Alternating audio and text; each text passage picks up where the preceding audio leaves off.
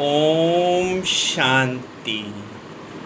ओम शांति। ओम शांति।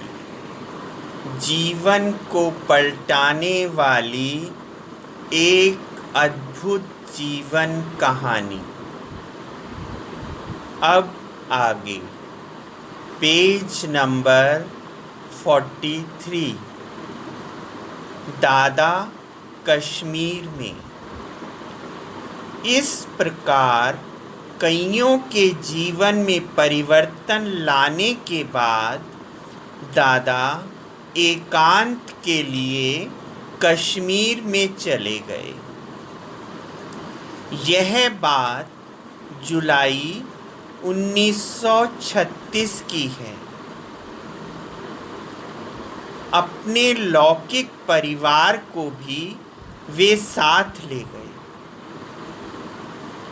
जब बाबा कश्मीर में थे तो उनके कुछ मित्र संबंधी तथा अन्य माताएं कन्याएं जिनमें आत्म जागृति आई थी, बाबा के उसी पुराने मकान में आते रहे और आपस में ज्ञान वार्तालाप भी करते रहे।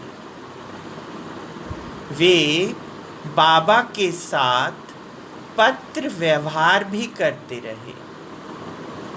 उनमें से ध्यानी, किकनी, रुक्मणी, गोपी, राधे के नाम विशेष तौर पर उल्लेखनीय हैं। उनमें से ध्यानी, किकनी, रुक्मिणी, गोपी और राधे के नाम विशेष तौर पर उल्लेखनीय हैं। अब बाबा उनको कश्मीर से पत्रों के रूप में ज्ञान का अमूल्य खजाना भेजते रहते थे। बाबा एक दिन एक माता के नाम पत्र भेजते तो दूसरे दिन दूसरी के नाम। जिसके नाम पर पत्र आता था वह बहुत ही हर्षित होती थी और दूसरों को भी वह पत्र सुना सुनाकर अतीन्द्रिय सुख देती थी। वह उस पत्र को विशेष तौर पर अपने नाम आया समझकर उसे एक अनमोल निधि मानती थी और उसमें लिखित शिक्षाओं को अपने जीवन में अपनाने का भरसक प्रयत्न करती। उस समय उस वाणी या ज्ञान पत्र को सत्संग की हर एक बहन अपने पास कॉपी में नोट करती रहती थी और उनको पढ़कर आनंद का अनुभव करती रहती थी। उन सभी को उस समय गोपियों जैसा सुख अपने जीवन में प्राप्त होता था। कभी ज्ञान की मुरली की याद, कभी प्रेम के आंसू। इस प्रकार भिन्न भिन्न प्रकार से निराले अनुभव होने लगे। ऐसी अवस्था में उनको सांसारिक पदार्थों का सुख तुच्छ मालूम होने लगा और उनका नया जीवन शुरू हुआ। सबको ऐसा महसूस होता था जैसे कि वे निराली मस्ती में झूम रही हैं। कश्मीर में ज्ञान मंथन। कश्मीर में ज्ञान मंथन।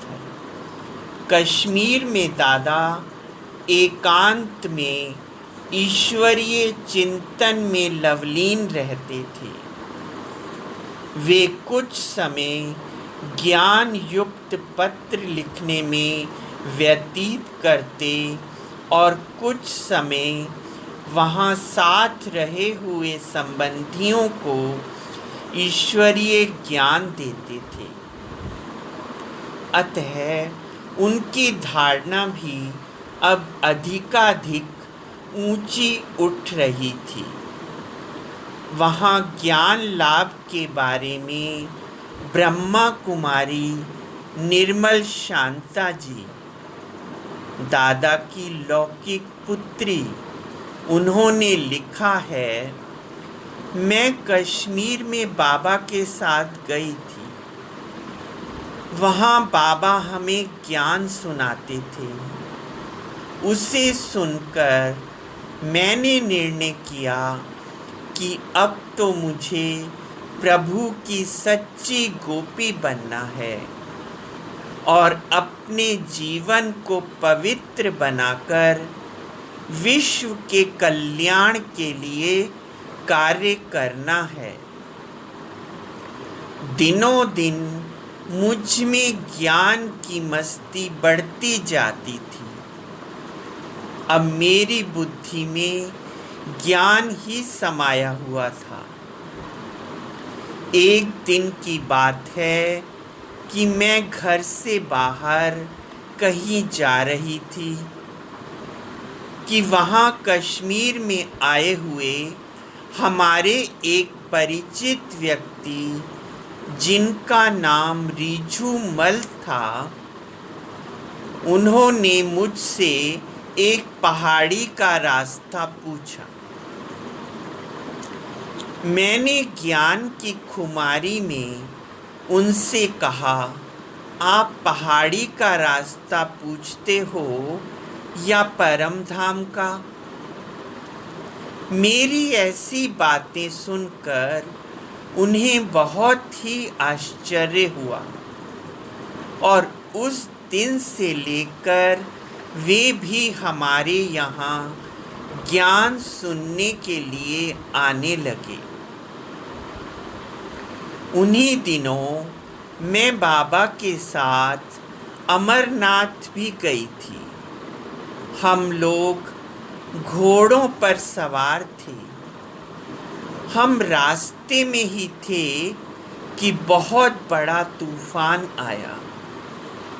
बहुत से लोग तो रास्ते में ही लौटकर वापस चले गए थे, परंतु बाबा नहीं रुके। उन्होंने कहा कि हमें अपनी मंजिल पर जाना है। मैंने देखा कि बाबा की प्रतिज्ञा हमेशा दृढ़ हुआ करती थी।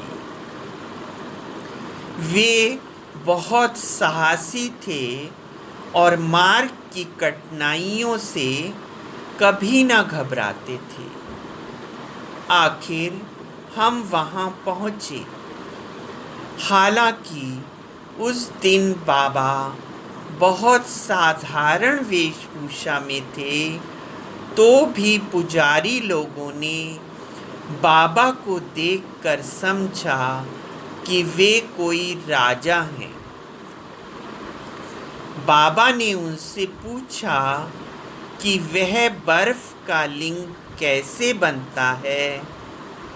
पहले तो वह यह भेद बताने में आनाकानी करने लगे, परंतु उन्होंने दादा को कोई राजा समझकर आखिर सब भेद बता ही दिए थे।